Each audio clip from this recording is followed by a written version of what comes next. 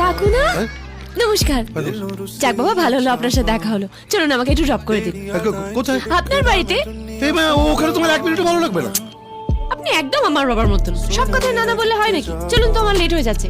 আচ্ছা, এই, বাহ, চলুন। আমি যখন থেকে আদির সাথে প্রেম করেছি না, বাবা আমাকে আর গাড়িই দিচ্ছে না। এত দূর হেঁটে হেঁটে আসা যায় বলুন তো? এত রিস্ক নিয়ে আসার দরকার নেই। আপনি কখনো প্রেম করেছেন? হ্যাঁ, এই না, আমাদের সময় উত্তম সুচিত্রা ছাড়া কেউ প্রেম করতো না।